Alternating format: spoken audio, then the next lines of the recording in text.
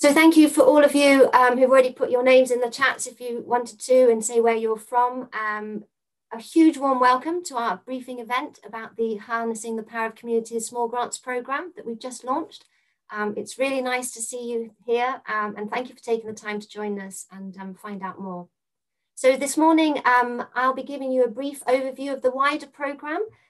So my name is Catherine Greathead, and I am the Head of Evaluation and Impact at Leeds Community Foundation. And then I'll be passing on to Carl Whitty, who will be giving an insight into local care partnerships, which this grants programme works alongside. We have Alex Kupis, who's our programme lead at Leeds Community Foundation on this fund, and she'll cover more detail about how to apply the process and reporting. And then we have Gabby Voynia, who's from Forum Central, and she'll give a brief insight on the third sector rep roles and opportunities that you might want to become involved with if you're interested. And then we'll have a question and answer session, of course. Please note that this session is being recorded, so it can be shared with those who can't attend this morning, but please feel free to turn your camera off if you prefer.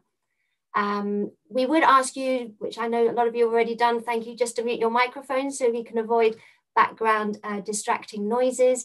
If you have any questions, please do pop them in the chat. We'll cover them as soon as we can at various points, or perhaps just keep them at the end for the Q&A section. So if you are not familiar with Leeds Community Foundation, we are the largest independent grant maker in the Yorkshire and the Humber, and we are part of a network of accredited community foundations across the UK, and combined we're the fourth largest grant maker in the UK. So our role is to inspire businesses and private donors to give money locally, and we're very much also about working with national and local statutory funders, ultimately to give out funds efficiently and enable high quality community work that supports local people. We run typically about 30 or more programs a year and give out, plus or minus £4 million in grants. And I hope you're all familiar with our open grants page, where we always put details of all the current and upcoming grants programs. Our theory of change is kind of a plan on a page, really, and tells what we're about and what we do. And ultimately, our aim is to create cities of opportunity for all, especially where there's the greatest inequality.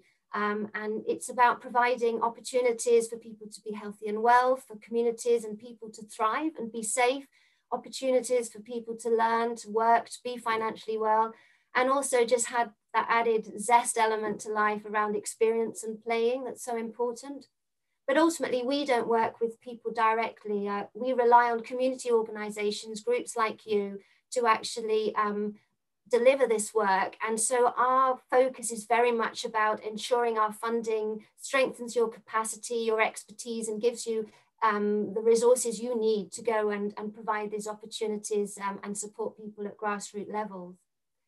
So the Harnessing the Power of Community Small Grants Programme sits under our Healthy and Well pillar, obviously. And the important thing is to understand that it's part of a much wider piece of work, the Harnessing the Power of Communities Programme, which is led on by West Yorkshire and Harrogate Health and Care Partnership. So their long-term ambition is to establish the voluntary community and social enterprise sector as an equal partner within health and care. And they have a number of priorities in their strategic plan, and I've just picked out three. They want to provide joined up sustainable funding. They want to increase awareness and recognition of the voluntary sector among health and care partners. And of course, strengthen voluntary sector's engagement at the primary care network level. And that's where the kind of local care partnerships element comes in. So in Leeds, the Harnessing the Power of Communities programme is led by Forum Central, and Carl and Gabby work for Forum Central and here this morning, and it's funded by NHS Leeds Clinical Commissioning Group. And they have three main strands of work. One, they have commissioned a Leeds State of the Sector report that will evidence and kind of capture the key role that community organisations currently play around health and well-being, which should soon be published. They're also doing a piece of work around representation, advocacy and leadership, which Gabby will say more about later. And then the reason that you are here today, it's about investment. So we have a £150,000 pot going into the third sector as small grants. We had our first round launched last February, and we're delighted to be able to launch the second round now. So last year, just to give you a bit of an insight, we funded 17 community organisations. As always, a range of brilliant grassroots community organisations that are embedded in their geographical community, real local assets. They're closely connected with and trusted by the communities of interest that they serve. And some of them have actually emerged from these communities. And they're all delivering a one, and most of them mainly 2-year projects that are improving the health and well-being of people in communities. And you can see the great titles of their project there. As always, a huge range of approaches to improve health. Well-men activists, support with through mindfulness, connecting art and mental health, and then ping pong for you, as its title so well says, health and well-being, doing, not just talking about doing. Between them, these projects are, as intended with this small grants program, supporting the priorities of the Harnessing the Power of Communities program overall. So amongst them, the projects are providing person-centered approaches to healthcare. They have people and communities and their voices at the heart of the solutions, tackling health inequalities. And then of course, aligning with some of the Leeds plan priorities around promoting good health,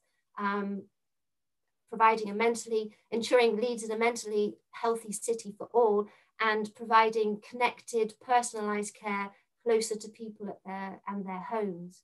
And round 2 also focuses on this, as we'll hear from Alex later on, which talks more about the grants criteria.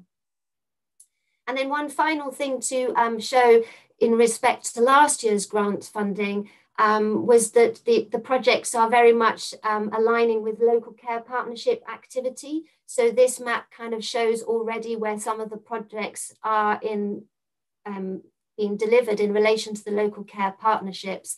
And obviously some of the projects are doing more than one local care partnership area. And so that gives me a great opportunity now to pass on to my colleague Carl Whitty from Forum Central to tell us more about the local care partnerships. Thanks, Catherine. Great to see you here today. There's a few people that I know and have attended my local care partnership full introduction workshop. So apologies if I'm repeating myself for those people. So I'm here just to say a little bit about what local care partnerships are.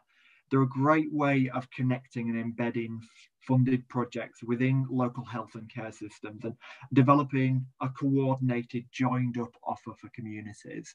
So I'm just going to give a really whistle-stop tour of local care partnerships with the hope that it enables you to connect your work with the work that is happening locally through this new way of working.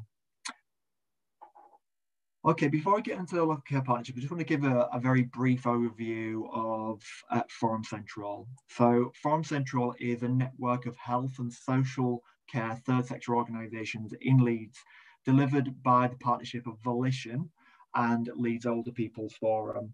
So we have a number of specialisms within Forum Central around mental health, learning disability, physical and sensory impairment, older people, but also work around representing the sector, the third sector, within strategic forum and enhancing the voice of the third sector within the health and care system.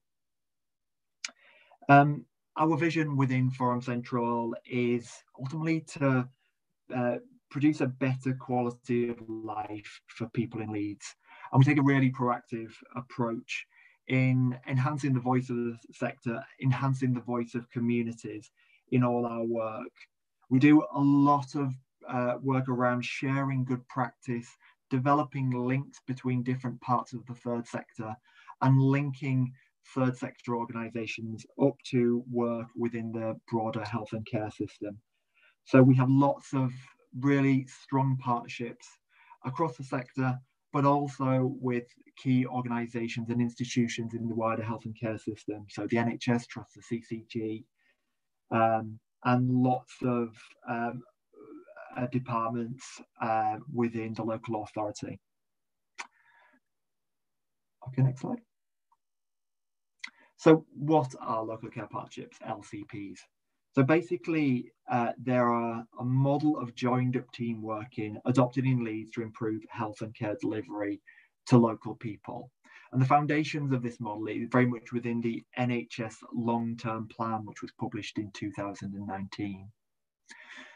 They are geographically based and they share a footprint with the primary care network. So some of you might have heard of primary care networks, and basically they're a bringing together of different GP practices at a local level. So those GP practices work together as a unit. There are 19 primary care networks, but there are 14 local care partnerships. So some of the primary care networks have come together to work within an LCP. The LCPs are really broad, so they cover a range of 30 to 75,000 people.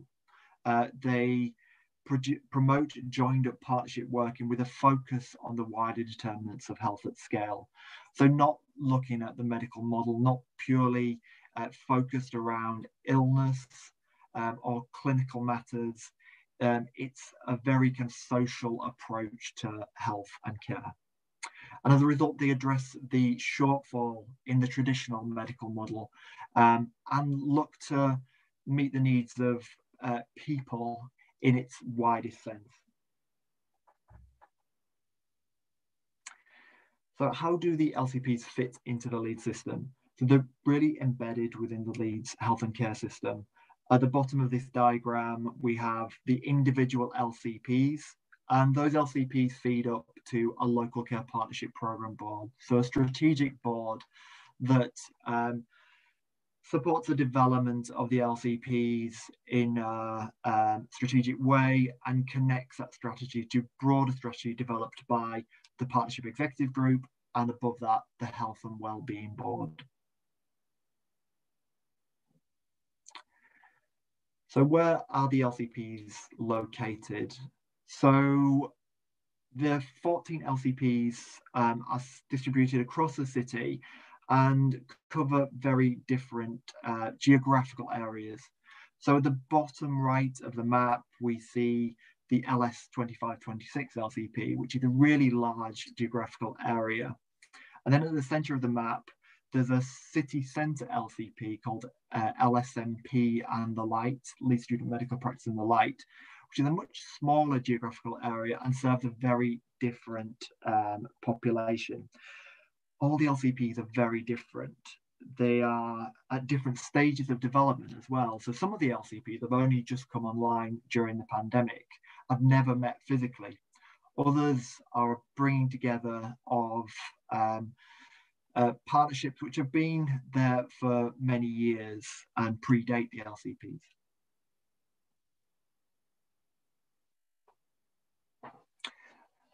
I'm all for really simple diagrams, and this is one that I've just developed that communicates very simply what an LCP is. So in the outer ring, we have the geography, the place. At the center of the diagram, we have assets. LCPs are all about assets, bringing together assets across communities. Relationships are really key to tapping into those assets and making the most of them at a system level. Systems and structures are also cultivated within the LCPs and supported through the LCP development team. So there's a team of people who support the facilitation of the LCPs, but also help with the partnership building, connecting different parts of the system and building those relationships.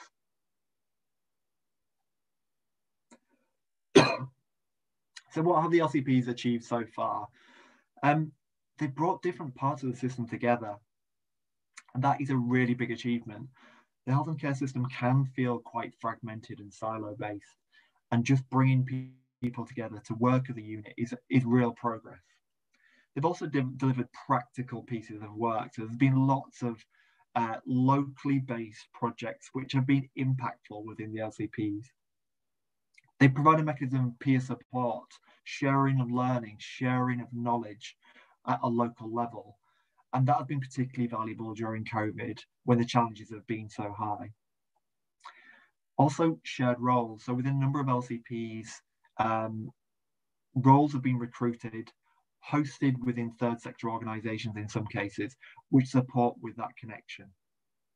There's been joint bidding, a number of successful bids linked to COVID, but also linked to tackling health inequalities. There's also been a number of programmes being delivered. The Population Health Management Programme, which ran across all the LCPs, apart from the city centre one, focused on frailty. And different LCPs have interpreted frailty in different ways, and really had an impact on a particular cohort within their locality. And next slide. So what next? I'd encourage you to find out more about the LCPs and look into how the LCPs can support you with your work. There's an LCP website that has just been set up that gives a bit of an indication on what's going on in the different LCP areas. I mentioned earlier an introduction to local care partnerships workshop that I run with the LCP team regularly. We've got one session for April, which is already in the diary. So if you have availability, please do register on that. We'll be booking more in at a later date. Also, just reach out to myself or another member of the LCP development team just for a conversation. More than happy to make those initial links to bring you into the LCPs and connect some of your work with work within each of the localities if it feels appropriate. And that's it. Thank you. Super. Thanks very much, Carl. So I'm conscious there may be questions that are appearing, but as technology would have it, I can't see anything at the moment. So, Rachel, is there anything burning that's come up, or are we okay to move on? There's no questions at the moment, Catherine. Great, that's lovely. Thank you for being my eyes and ears for the things I can't see at the moment. Brilliant. So, well, now I'd like to introduce Alex, who's going to talk to us more about the grants criteria. Great, thanks, Catherine.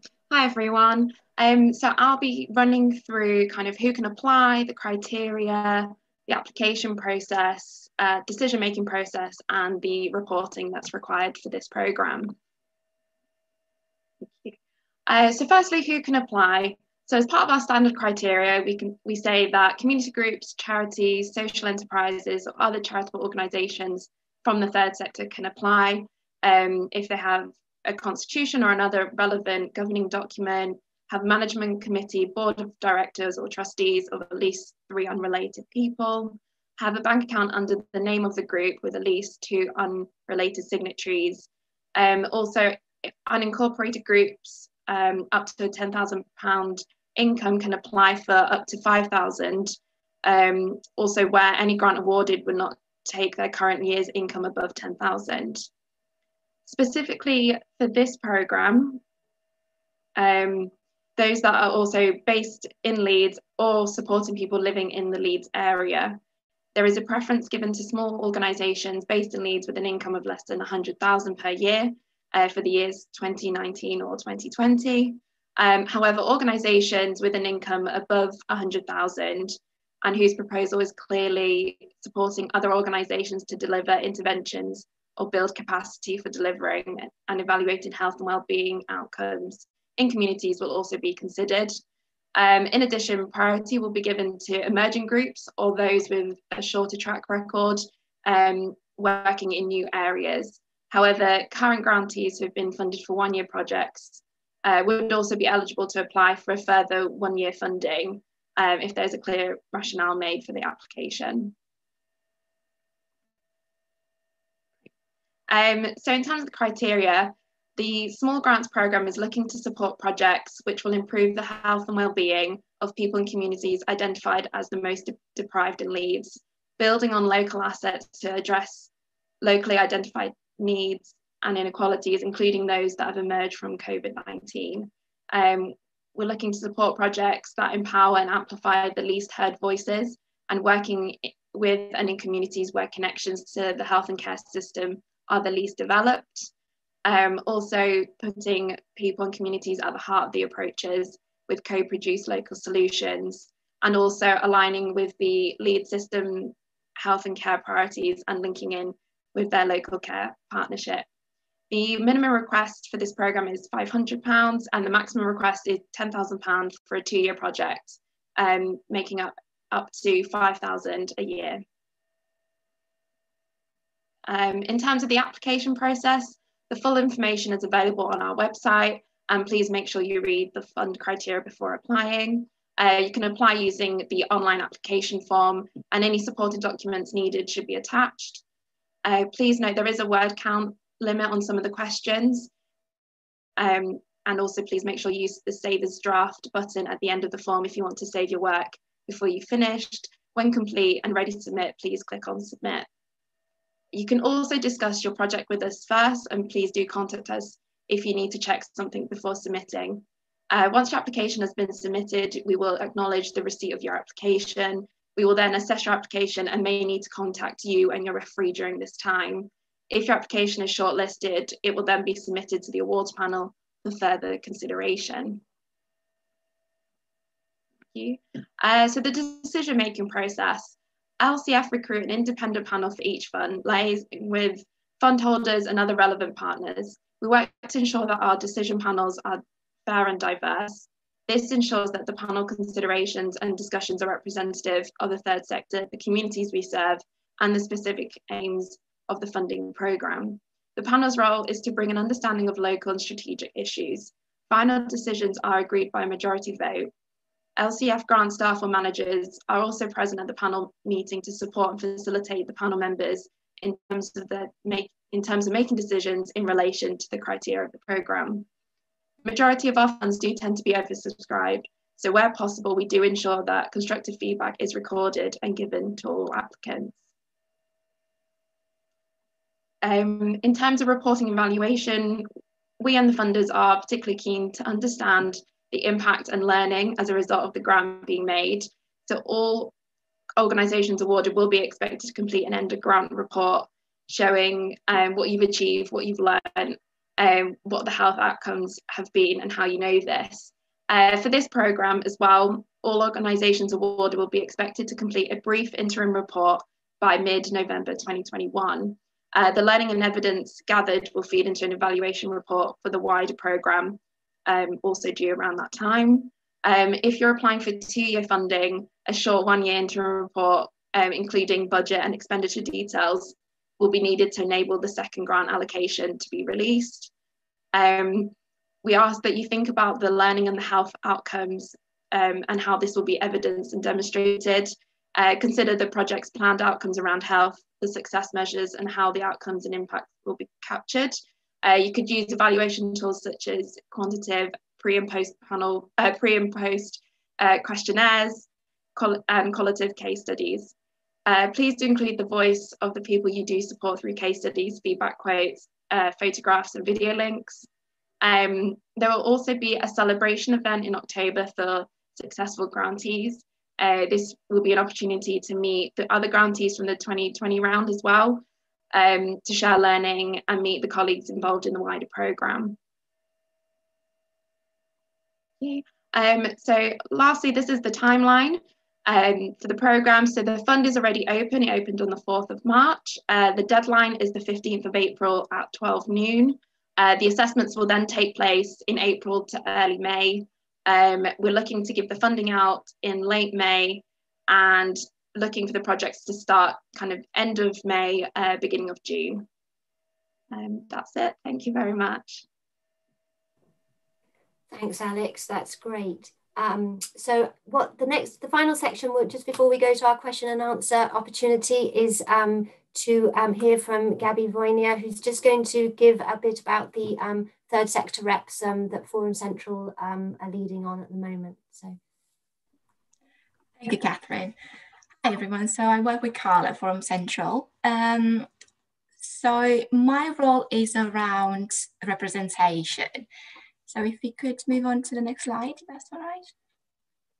Thank you. So I will just provide you with a fairly brief overview of my role, of the representative role, and I've also included in the slides an overview of the processes that I'm developing, but I'll keep it brief for now. So if you'd like to connect with me, if you have any questions, I'm more than happy to have a chat. I'll leave my email address in the chat box as well. If you could move on, thank you. So part of my role is to identify gaps in representation, to achieve parity of representation within the third sector, and to make sure that as much as possible we increase the diversity within the sector. And I'm doing that by developing these processes, by mechanisms, but also by supporting representatives to make this, this great impact and to have a voice and enhance the voice of the wider sector. If you could move on, please, onto the next one, thank you. So before I move on, a big reveal, what exactly do I mean when I say a third sector representative? So the next slide, thank you. So generally speaking, when we think of a third sector representative, we think of someone who could be a volunteer or a paid worker from a third sector organisation, however big or small. And it's someone who has experience of running a frontline service potentially, or who have been involved in any third sector organisation in any capacity, as I said, either volunteering or in a payroll. Someone who, as a representative, what they do is they attend these strategic meetings within Leeds, these decision-making meetings. They represent the needs, the views of the system, of the third sector communities. They may, for example, facilitate discussions, comment on any proposals, write papers. So, as a rep, the opportunity is to get involved as much as you would like within the role in terms of representing and advocating for the third sector. So if you could move on, thank you. Now, there are different types of representation, different types you could get involved in. So for example, if you'd like to be involved on a more formal basis, shall we say, on a more, I don't know if I should call it formal, but it's a sense of the level of what I said is in terms of accountability and engagement.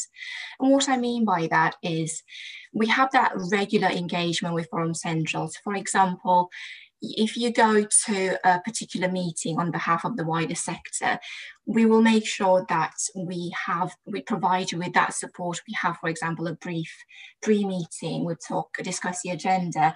We debrief afterwards. We talk about what kind of support you might need in the future, whether that's some training needs or anything that you think we could identify together and work together to support you to be, to advocate for the sector, to represent the sector at that meeting and be confident in speaking up and, challenging constructively, as well as feeding back to us on any key messages. Or it could be on a more informal basis, and it may not be that regular engagement, or it may be attending on a one-off piece of work, and that's what I said about being in an ally kind of relationship with Forum Central and the wider sector. One of the key differences would be between a formal and informal as an ally type of representation would be in terms of the hat you'd be wearing, so to speak. So if as a representative, if you're going to a meeting on behalf of the wider sector, then that's the wider sector hat on, that and not your own organisation's hat on, if that makes sense. So we will know that it's representing a wider voice and the wider communities. So if you could move on to the next slide, if that's all right.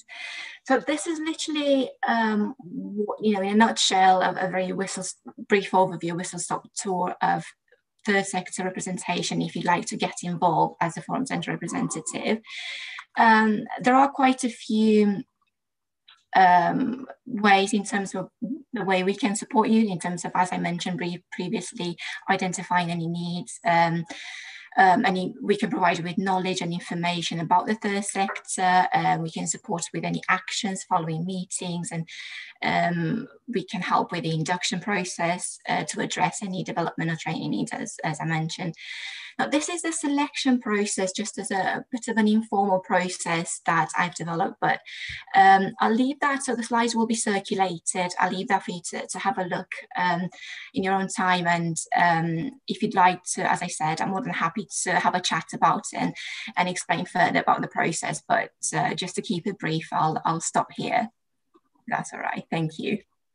Huge thanks, Gabby. So as she said, there are some other slides which we will share with you at the end. And obviously some of these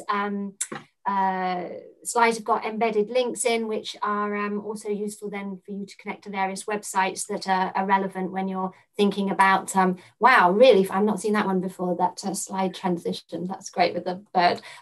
Excellent. So yeah, thank you to my colleagues for having done that. I'm going to stop sharing my screen so that I can actually see the chat now and see you all. And this is an opportunity for you to ask any one of us any questions that you might have. So please feel free to just put your hands up, or we can perhaps go, just bear with me while I have a look down the questions. So yes, we will be sending the presentations after the meeting. That's great. Fantastic to see all the different places that you are from and who you're representing. And I noticed that there is someone from Hatch here, but I think that's a different Hatch to the Hatch that's referred to by Carl as the LCP.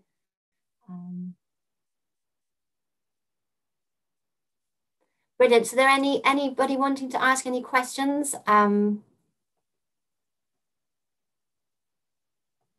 Colleagues, if you've got eyes on all the screens.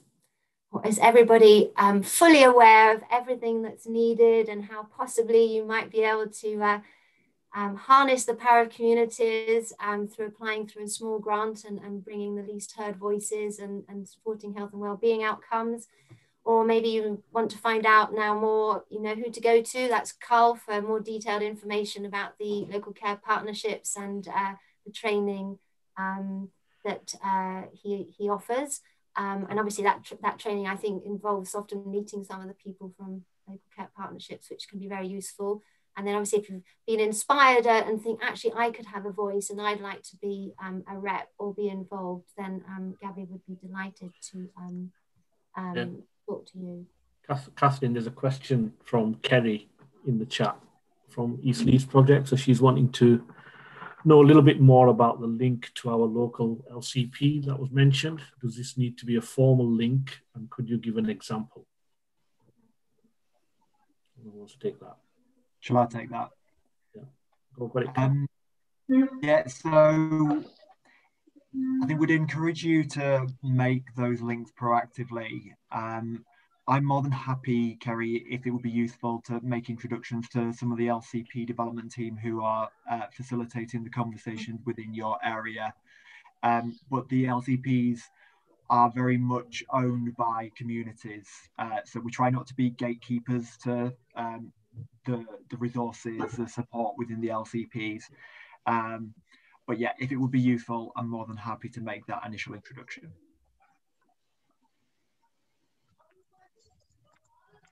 Aisha, you asked, can we apply? We've applied for funding earlier. So Aisha, I don't think you've applied for the Harnessing the Power of Communities Small Grants Programme before. So yeah, absolutely. You know, if you have applied before as an organisation to a different programme, providing you meet the criteria about the unincorporated groups bit, or you know, aware that obviously priority is going to be given to smaller organisations, and that you can fulfil the criteria, then that's absolutely fine. Do apply.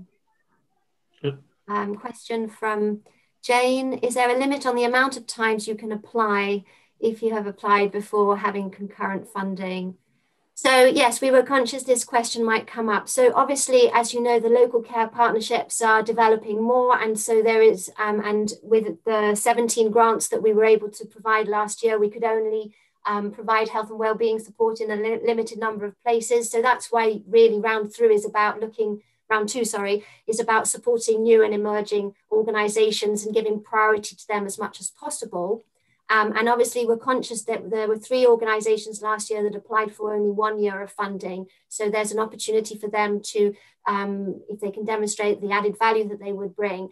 So that doesn't exclude you as a result. I think it would just be about making a really good case. But it might also be that actually you can expand the geography or bring a new element of Leeds, less heard voices, or, so it's just we are conscious, well, it's very hard in these current circumstances to predict how oversubscribed the funding might be or not. It's a relatively large pot, £150,000. These are grants of up to £5,000 a year, 2 years maximum. So again, it's just hard to tell how competitive it's going to be, but just be aware of the kind of priorities and that would be applied.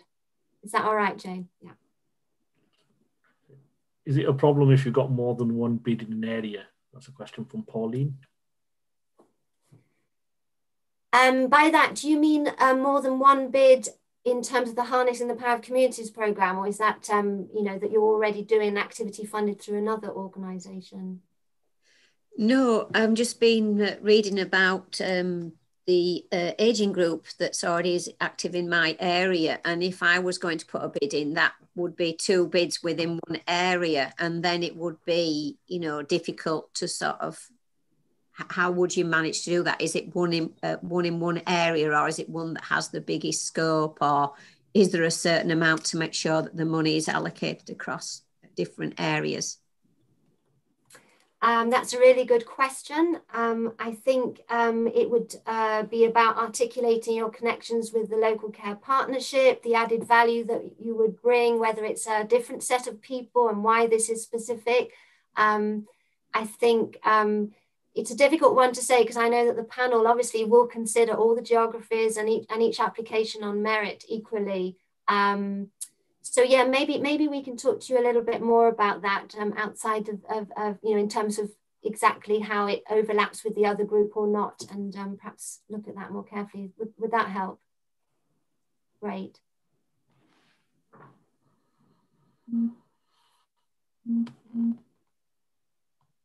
Thanks, Amy, for your positive feedback. Great, that's really kind, thank you. Any other questions from anyone? I'm very conscious that there are a number of you here who have applied through the Small Grants Programme last year, so it's really great to see you here. And obviously you were on my slide, and it's just fantastic all the work that you have been doing, bearing in mind that groups that applied last year, they applied pre-pandemic. So they received the money in the pandemic and then had to run things completely differently and in a new and impactful way. So, huge respect to them for all the hard work that they've been putting in these times and in these circumstances. So unless anyone now waves madly at me to say I've completely missed something, I'll take it that we hopefully have answered your questions. We've provided you with information above and beyond what's in the criteria, and useful links, and more importantly, key colleagues to get in touch with. When we share our presentation, we'll send the contact details as well. Just really look forward to hearing from you if this is the fund that you think would be useful. We will have more funds coming up on our Open Grants website, so keep checking there. I work with two or three different groups. Can I make separate application for each? If those groups are separate and doing separate things and have got the governance and kind of standalone, and you can, they're not overlapping or duplicating activity, then that should be fine. Shaf, if you want to contact Alex and us a bit more to check on that, we'd be happy to talk to you. It's probably better to understand a little bit more of what these groups are and how their work would best align with the Harnessing the Power of Communities criteria and goals. So as I mentioned, it's the local care partnerships link, it's the Leeds plan goals and the priorities. So yeah, look forward to perhaps talking more about this outside. There you are, Alex. Shaya's already put Alex's email on, but as I said, we'll put them in the follow-up email. Brilliant. Okay, well, thank you all very much for your time this morning. I wish you all the very best with all your work going forwards. Thank you for all the work that you're doing in the communities that you support in these continually challenging times. Yeah, really look forward to working with you, hopefully in the future through this programme or through others. And yeah, take good care. Hi, Mel. Thank you so much. Bye. Thanks very much for coming. Thanks, everyone. Thank you. Bye. Bye. Bye. Bye.